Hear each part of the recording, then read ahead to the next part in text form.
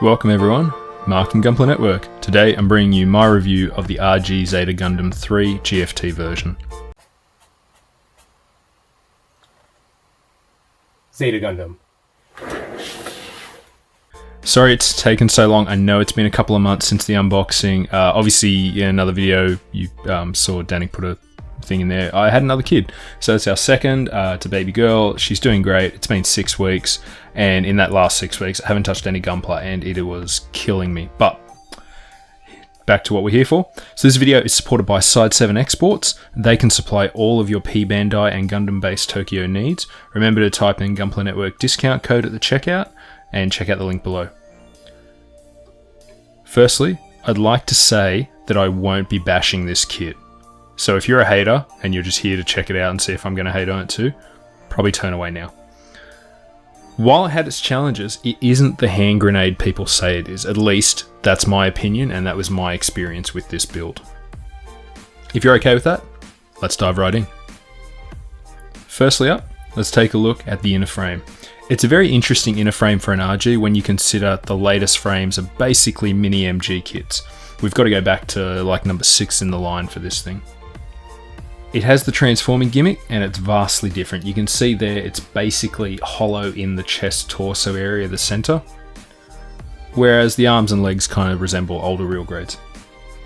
As we take a look from every angle, it's detailed as is typical of any RG kit, and if you spend time painting it, you'll be amazed at the results. It was a little different building this one, leaving a huge gap in the middle, not unlike the core fighters or core blocks you would see on the GPO-1 and the RX-78.2 Gundam. Okay, you can see spinning around, bare bones completed kit.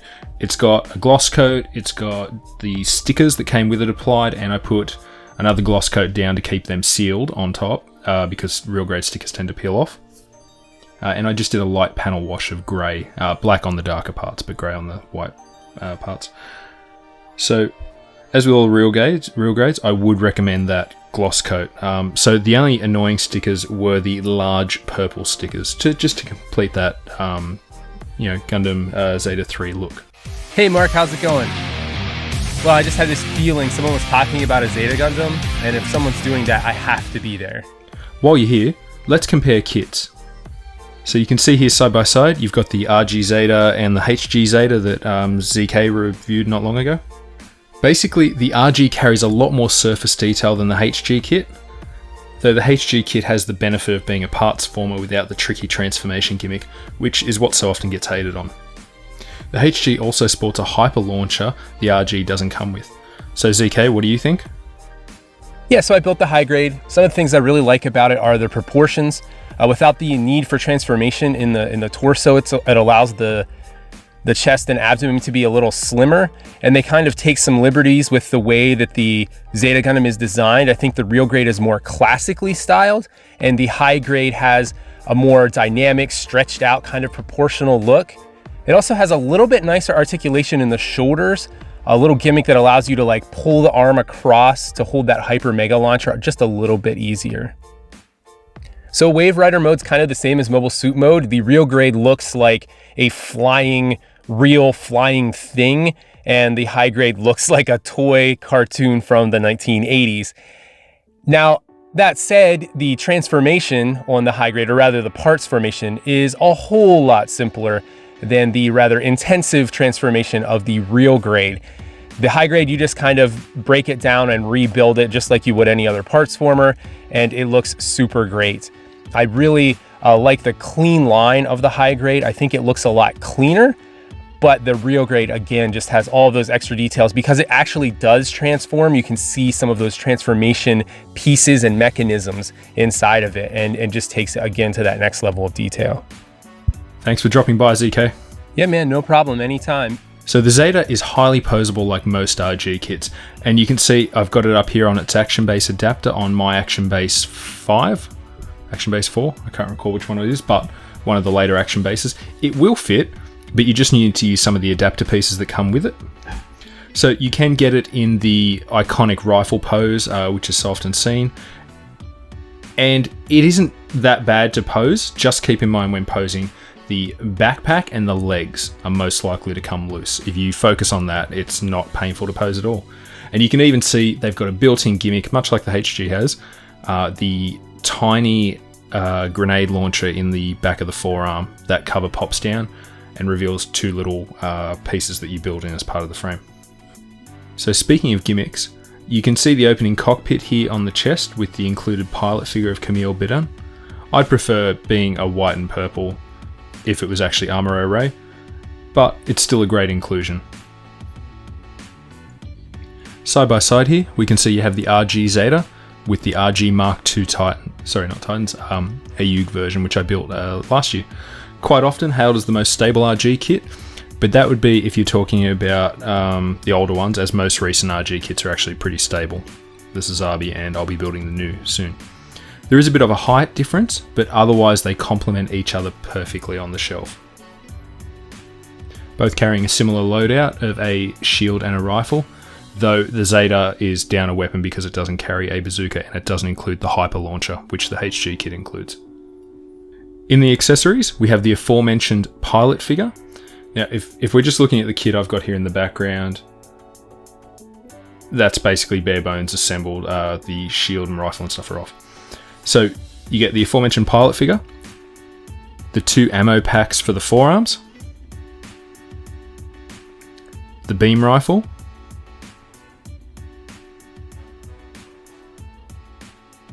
which is highly detailed and almost as tall as the kit. It also has its own removable ammo pack, and it has a clear blue on the scope. There is a sticker, but I felt the clear blue was much more in line with the clear blue in the forehead cameras for this color scheme kit. It also has a folding hand grip, and you can install it on the rear of the forearm.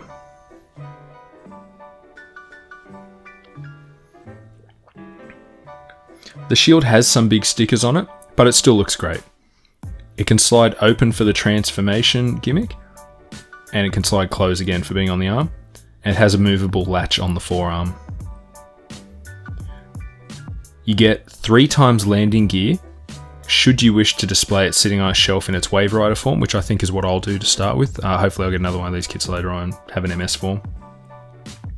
You get 2 times beam saber hilts, which are stored in the side skirts, as well as 2 long and 2 short beam effect parts.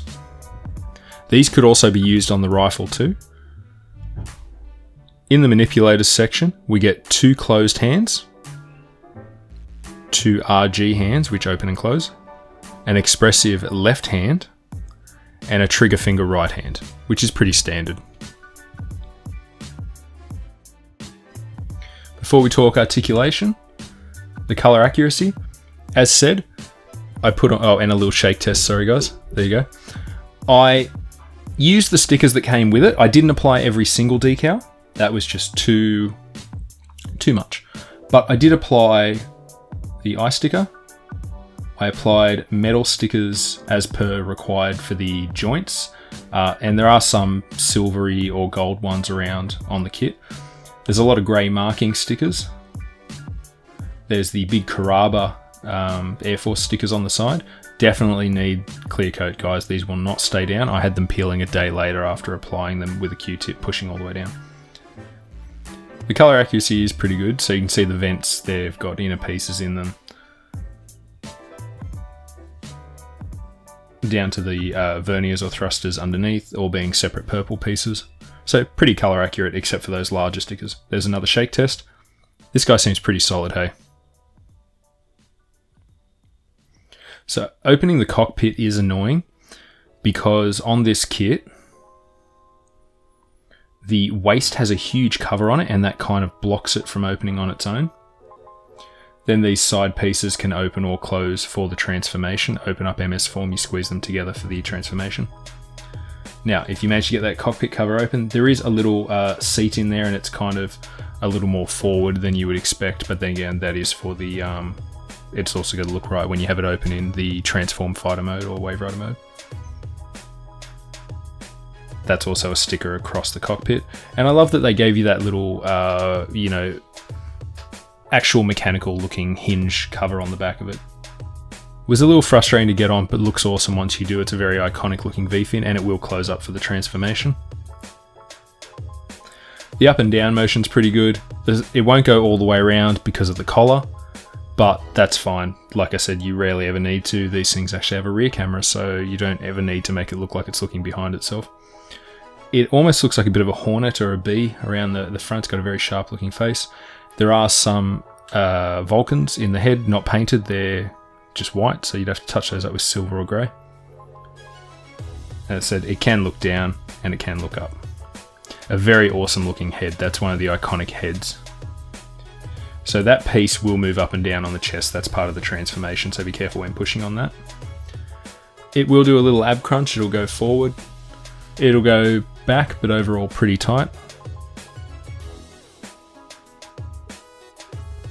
You got to remember this kit transforms, so for being that tight in the middle and still moving, it's actually really good. Maybe they'll change over time.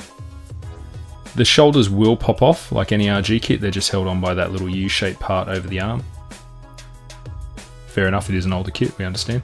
It has a moving flap as well as the shoulder vents kind of open up there, and you can push those in or out. They happen for the transformation. So like I said, the shoulders pop off like any RG kit, and the arms do feel stiff while moving them, so I will say be careful with that. The HG Revive wins over here though, because they can actually roll forward and reach across the torso better. Now that is obviously limited because of the transformation gimmick on this kit. The arm bend is pretty impressive though, because moving that flap up, it can get fully just over, you know, equal with its arm, shoulder.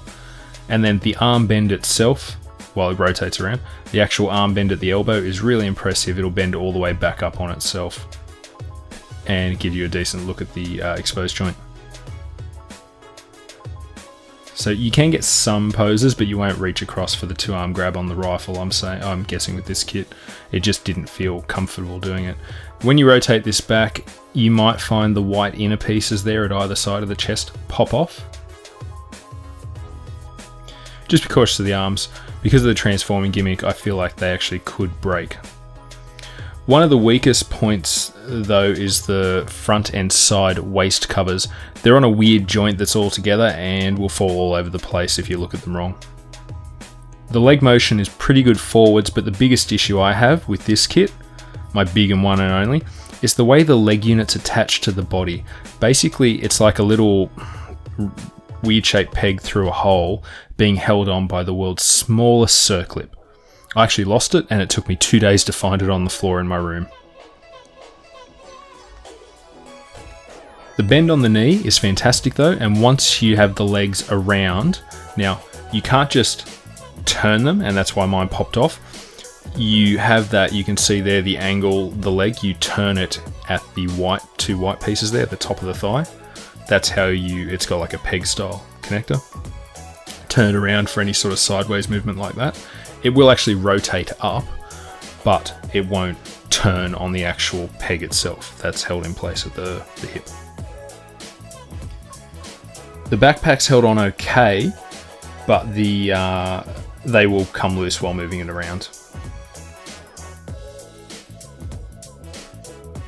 The bend of the knee is pretty awesome, and that's just mainly because of the transformation gimmick. The back skirt will move a little, that's part of the transformation gimmick.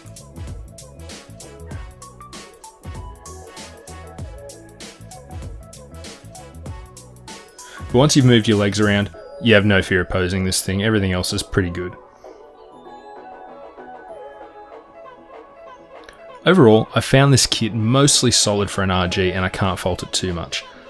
Now, like I said, this is my experience, my opinions. I'm happy to be proved wrong. Some of you guys probably did get a dodgy kit, but considering this was a GFT version, I'm very surprised I didn't have major issues. So, even after transforming this guy and playing around with it a couple of times, it actually feels really tight. It also stands on its own, as you'll see when I put it down. On its own, no issues. Oh, sorry, the ankle's actually there. I've gone, will move around a good deal. Part of the transformation. But what I'll say is you can actually stand this thing down on its own with the backpack, no issues. Now, I can't show you the transformation to Wave Rider. I don't have enough time in this video. It's already going to be a long review. But I can say if you read the guide like 4,000 times and look online, you won't have many issues.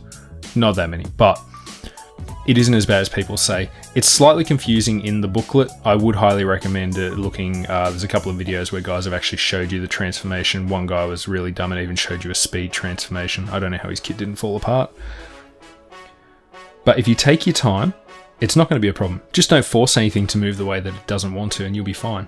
I had one issue in transforming it, and it's my chest part doesn't seem to line up right with the cockpit and leaves a gap from the side or a gap on top depending on which way you move it around, but I can't seem to get it to line up 100%. It balances fine on the ground and I dig the fighter-esque look of it. It's even better once you get it up on an action base and throw an effect part on. I think I'll have to buy another so I can paint it fully and pose it up in MS and Wave Rider forms. The Zeta era designs just hold something special for me. That brings me to the end of the review. And I think it might shock some people, but I think this kit is okay for what it is. If you bought this as your first or second or third real grade, I'd say you're going to have a real hard time. You're going to walk away calling it a hand grenade and you'll throw it against a wall or lock it in a box, never to be, in your cupboard, never to be brought out again. But if you've built a few Gunpla, so some HGs, some MGs, and if you've built a lot of the real grades, as I have, then you'd be fine. It takes patience and care when building, so it's definitely not, like I said, a beginner's kit. And you can't skip a step or assume you know what's going on. You just need to follow the guide, and you can end up with a great product at the end with a little effort and a panel wash and decals like I did, and it'll fit in with the rest of its RG brethren. So, to sum up, I'm giving this kit a wait for a sale rating. I can't say it was the most fun RG build I've ever had or the easiest, but I can say if you put in the effort, it's an amazing kit to have on your shelf. I'd never call it a hand grenade personally. If you can get your hands on a limited edition like this, the GBT colours or the Biosensor colours are both well worth it, then I think you'll find yourself pleasantly surprised. Alright, thanks for joining me. Remember to leave a like, leave a comment, and subscribe. Alright guys, bye bye.